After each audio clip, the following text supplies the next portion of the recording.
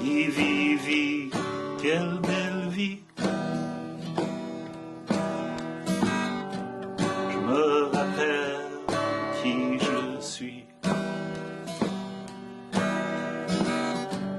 Vie après vie, vie après vie. Oui, je veux vivre. Cette terre est mon village. La galaxie est ma région. Cet univers est mon pays. Je suis sans frontières. Je suis la lumière. La voix du cœur, celle de mon cœur, oui, je veux l'entendre briller. La voix du cœur, oui, celle de ton cœur, laisse-moi l'entendre briller.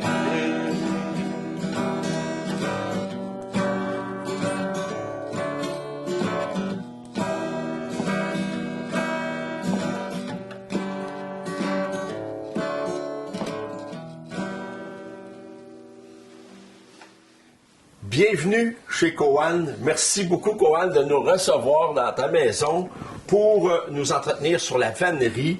Et puis, je suis certain, Coan, que la première question des gens, quand ils voient les paniers, les choses, les œuvres, la première question, c'est « Mais comment? En quoi c'est fait? C'est quoi les matériaux? » Peux-tu commencer avec ça, s'il vous plaît? Avec plaisir. Merci de votre venue. Merci pour cette petite émission-là qui parle d'une passion. C'est sûr qu'une des premières questions, souvent, c'est vrai, c'est le matériau. Les paniers ici sont faits en partie, la majorité sont faits en quenouille. Fait que c'est ça la matière que j'utilise. C'est une très belle fibre, c'est une fibre résistante, une fibre légère aussi.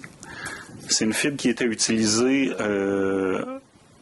anciennement dans la confection de différentes vanneries ou de différents objets du quotidien. C'est une fibre qui est encore abondante.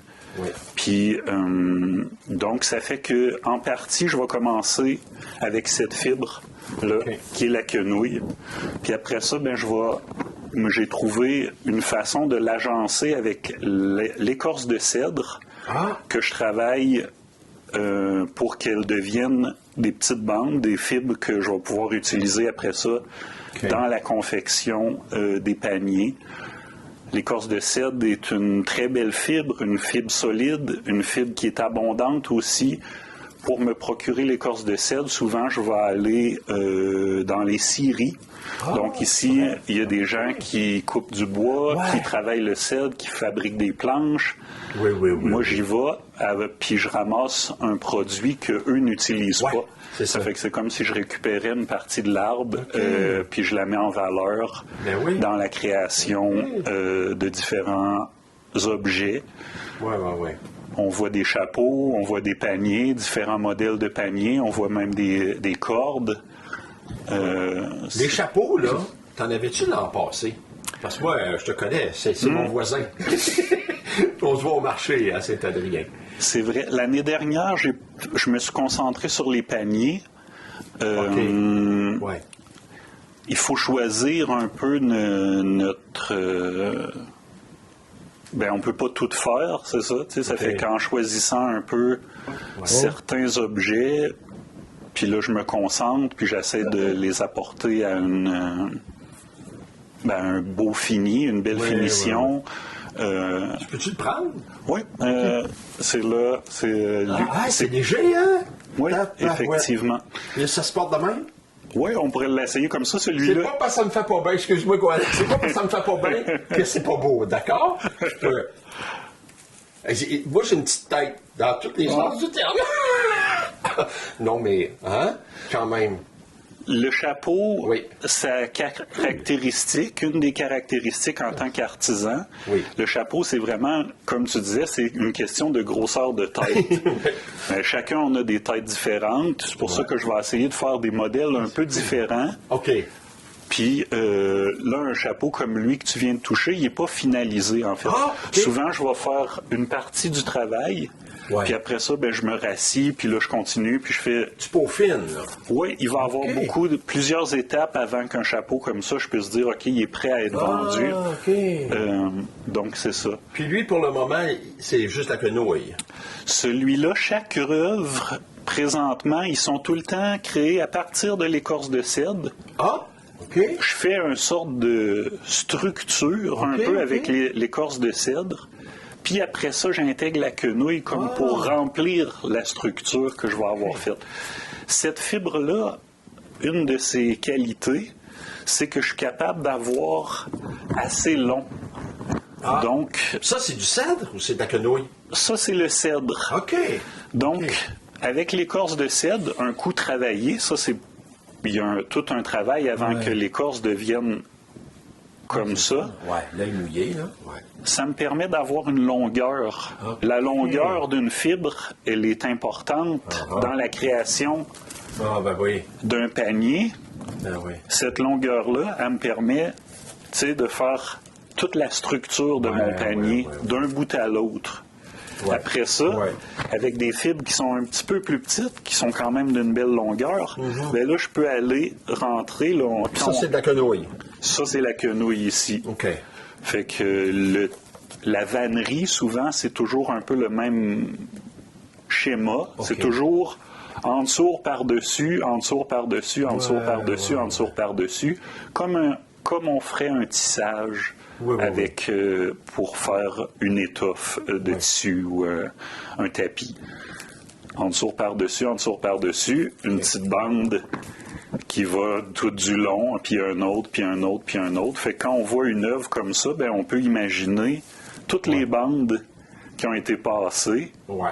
Ben il faut, c'est ça, ça prend le temps que ça prend. C'est un artisanat de patience. C'est des longues heures.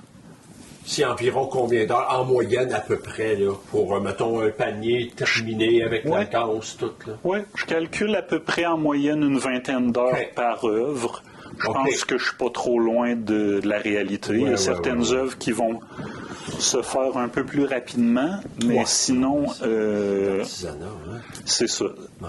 Puis moi, j'ai une question concernant le modèle des chapeaux. Lui, c'est-tu un modèle d'Harry Potter ou je sais pas trop? Ça, tout de suite, ça nous fait penser à ça. C'est ça que tu avais dans ta tête ou... Effectivement, j'avais... il y a une partie qui est comme magique, en fait, dans cet artisanat-là. Il y a une partie qui est, qui est ancienne. Si on parle d'art ancestral ou la magie, je trouve que c'est important de stimuler un peu une facette de la vie qui est des fois qui est oubliée dans notre monde moderne. Donc de faire rêver. Puis aussi d'arriver avec un produit qui va être un peu différent de ce qu'on trouve. Fait qu'il y a aussi dans la recherche de l'artisan, il y a d'aller chercher quelque chose qui est un peu différent de ce qu'on va trouver sur les marchés ou de... Ça fait que ce modèle-là, il m'est venu un peu en pensant aux fées, en pensant aux magiciens, en pensant aux gnomes. Il y a toute les elfes. Il y a toute une partie des histoires, des contes qui est comme qui est magique. Puis qu'on peut intégrer de façon dans notre quotidien un peu pour créer du rêve. Puis si on pense juste à un objet, c'est ça, un objet utilitaire, c'est ça, des fois on va essayer juste de faire un bon panier solide qui va nous aider, qu'on va pouvoir utiliser au jardin, au marché. C'est ça. Mais il y a aussi tout un aspect créatif, artistique, qui fait que ben là, on crée des œuvres qui sont uniques, des œuvres qui parlent d'une époque où on prenait le temps de faire les choses. De nos jours, dans notre monde moderne, les choses, on le sait, le temps est très précieux. Souvent, on utilise la petite parole qui dit « le temps, c'est de l'argent », mais c'est ça. La valeur d'un objet, c'est pas juste sa valeur monétaire. Puis ça, je pense que de plus en plus, on est d'accord sur ça, que la diversité des connaissances, le côté unique, le côté qui n'est pas juste pécunier, pas juste de sa valeur monétaire, mais de sa valeur, on pourrait dire, comme un legs, en fait. OK, d'accord. Parce que présentement, on peut avoir des livres qui parlent de différents sujets. Il y a des livres qui ont été écrits sur les savoirs ancestraux. L'information est là, mais l'action, pour moi, c'est ça un peu qui est important en tant qu'artisan, c'est que l'information, à cette heure, elle est accessible, mais les gens qui la mettent en action, ça, c'est une autre histoire.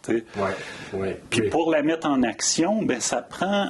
Pour moi, une chose qui est importante dans cette démarche-là artistique, ça prend un peu le mode de vie qui va avec. Parce que...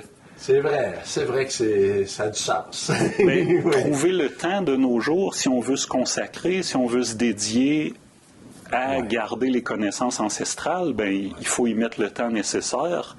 Pour y mettre le temps nécessaire, il faut après ça, trouver un peu un mode de vie qui nous permet d'avoir du temps. Oui, je comprends. D'autres questions qui brûlent mes lèvres. Oui. Ça a commencé comment? Ça t'est venu d'où ce goût-là, hein? Parce que c'est une passion et tout ça. Mais il doit y avoir eu des rencontres ou une rencontre ou un moment dans ta vie où tu as dit « Ah, mais ça, j'aime ça. » Parce que on parle d'anciens, il y a des chapeaux il me rappelle certaines communautés autochtones, exemple dans l'ouest du Canada, moi j'ai lu un peu, alors mettons je dis les Haïda.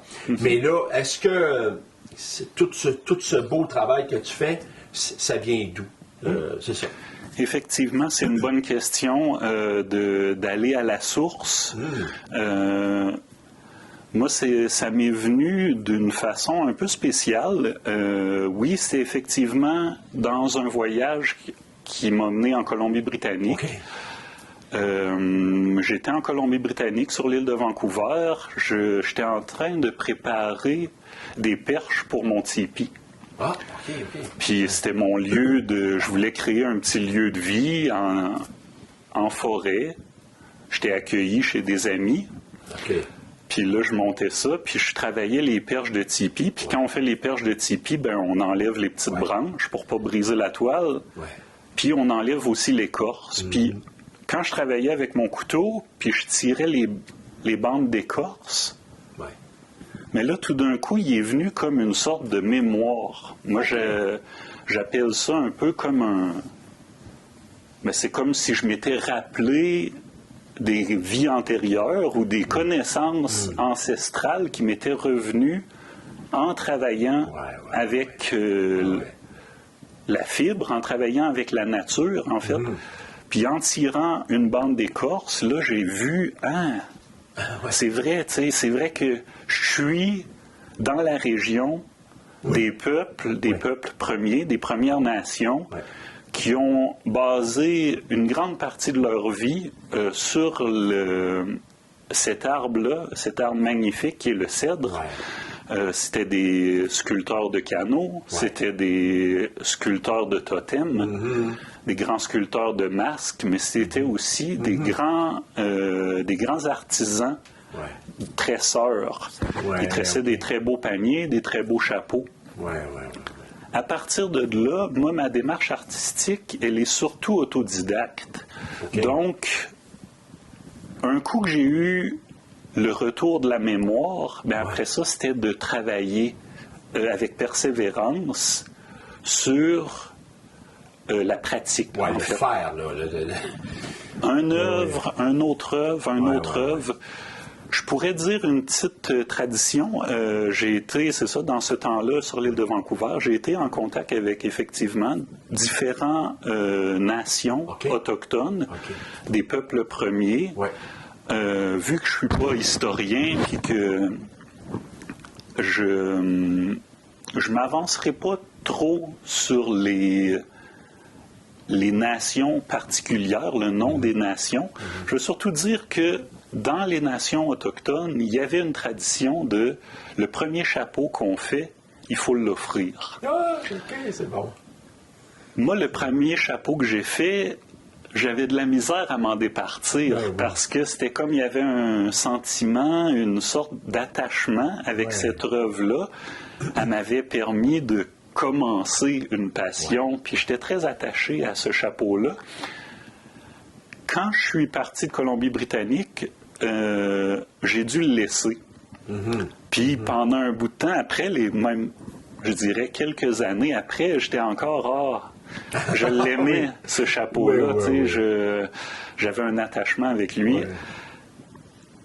Présentement, cet hiver, en faisant les chapeaux, j'ai compris pourquoi on demandait, pourquoi cette tradition-là était de mise pour les tresseurs. C'est que pour le tresseur, donner la première œuvre, c'est s'encourager à continuer. Puis un coup qu'on sait la connaissance, comment faire, des fois, il faut se pousser un peu. Puis quand on donne la première œuvre, ben là, c'est dire, je suis capable d'en faire d'autres. C'est ça, ça va de soi, t'as envie d'en faire d'autres, là. Ça fait que cette action-là m'a encouragé, puis ça m'a pris des années avant de bien comprendre pourquoi on demandait ça. Mais c'est des peuples qui avaient une très grande tradition d'artisans, puis il y avait aussi... c'était pas juste faire des œuvres, c'était aussi tout... l'artiste était très respecté dans le savoir qu'il gardait, puis aussi dans son rôle dans la tribu. Pour léguer, excuse-moi pas de couper, pour léguer, comme tu disais, tu sais... Effectivement, c'est ça, c'était la façon qu'on enseignait. Puis c'était oral en tout cas. Là. Effectivement. Donc, quand on va à la source, puis on apprend du grand enseignant qui est la nature, de vivre en nature, ça nous enseigne un respect, une façon d'aborder. Quand moi je vais cueillir les fibres, c'est super important toujours de faire une offrande, de parler aux plantes, de dire... de leur dire merci, de leur dire comment ils me permettent de faire de l'artisanat, d'être un artiste, de leur dire que je vais parler d'eux. Je vais dire aux gens comment ils sont une bonne fibre, une fibre solide. C'est l'esprit de la plante. Là. Effectivement, ton offrande, c'est du tabac?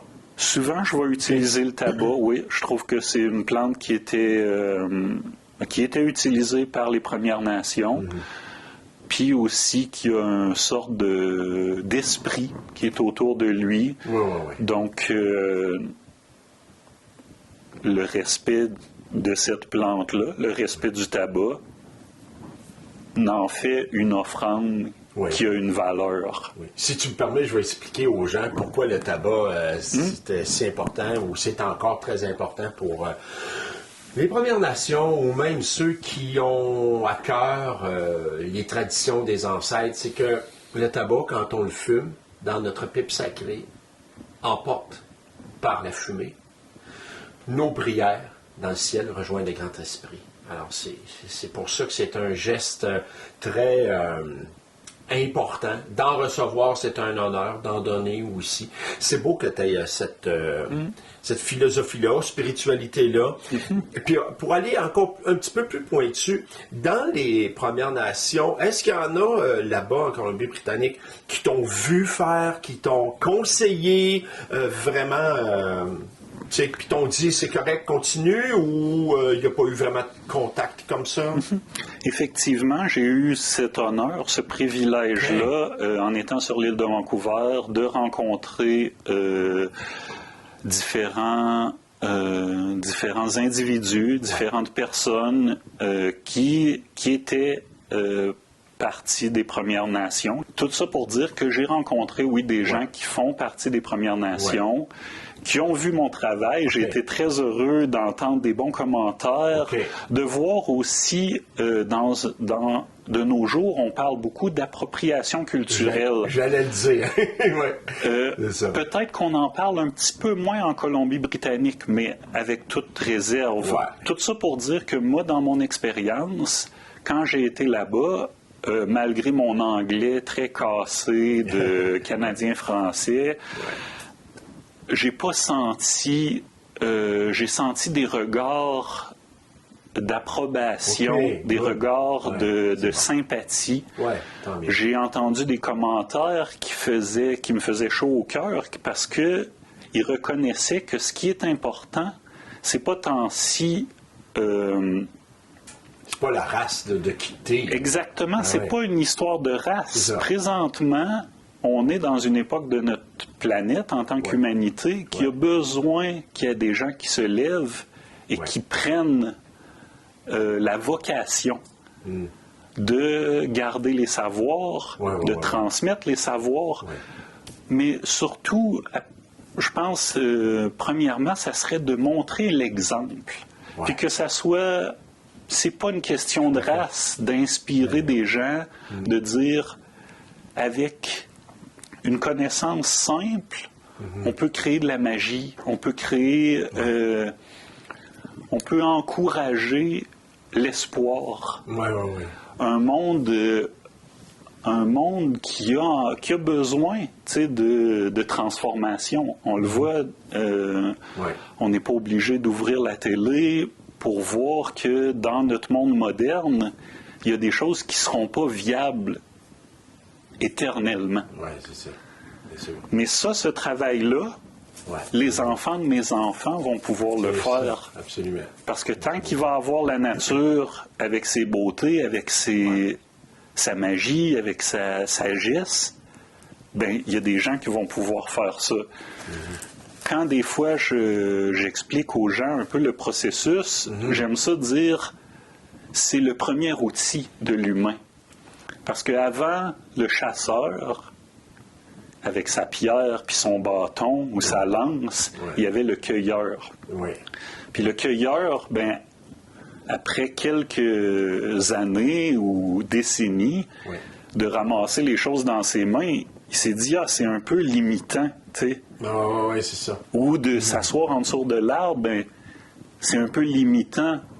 Fait qu'il a commencé, peut-être avec un morceau d'écorce un peu plus grand, à rassembler. Après ça, peut-être avec une feuille. Puis après ça, avec l'union de plusieurs bouts de feuilles, il a créé le premier panier. Dans l'archéologie, peut-être qu'on n'a pas beaucoup de traces des premiers paniers parce que c'est entièrement biodégradable. C'est ça.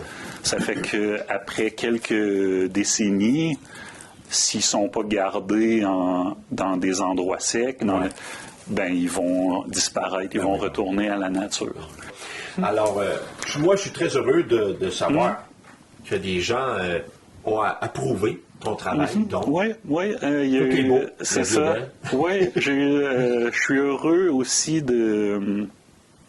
d'avoir eu des commentaires, c'est ça, des gens que même un homme des Premières Nations qui m'a acheté une œuvre. Ça m'a fait un grand plaisir. On a fait la cérémonie aussi de passation parce que c'est des œuvres qui ont une certaine énergie autour d'elles. Donc, tu mis tout ton cœur, là.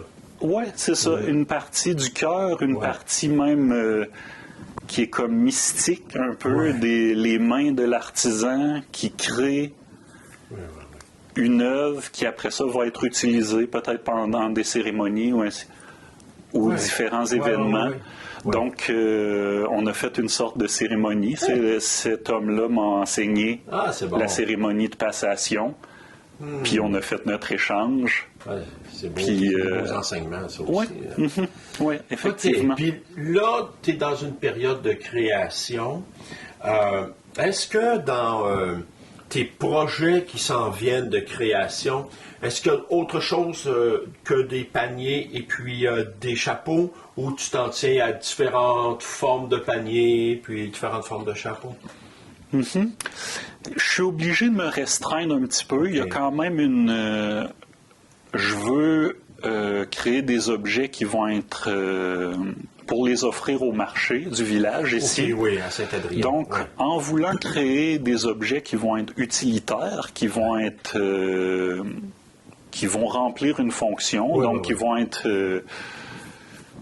qui vont être recherchés par des gens que les gens vont vouloir payer pour ces objets-là, je suis obligé un peu de me restreindre parce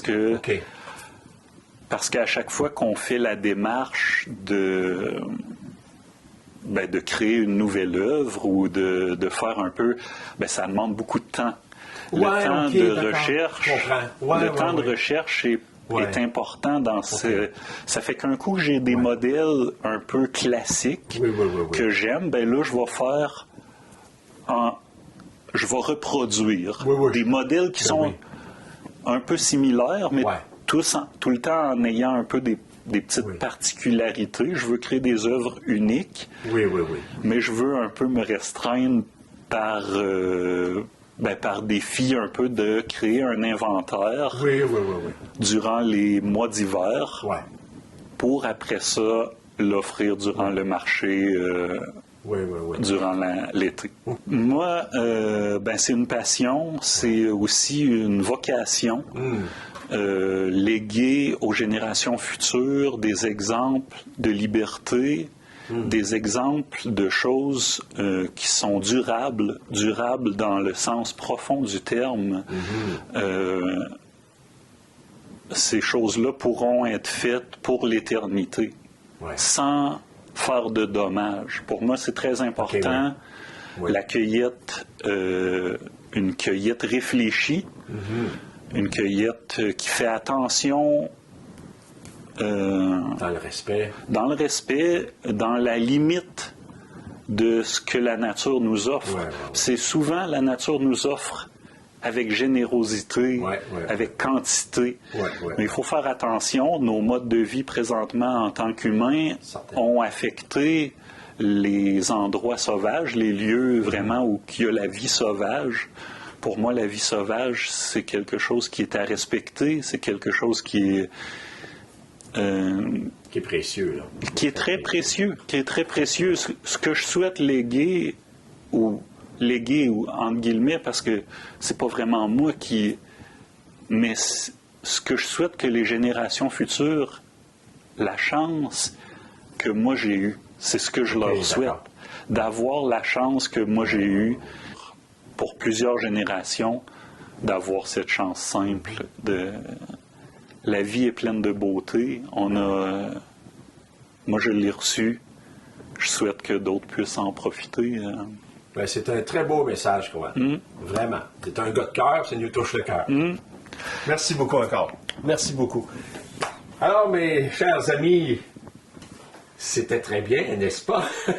Merci beaucoup, Coan. Et nous, on se dit à la prochaine. Bye bye, portez-vous bien.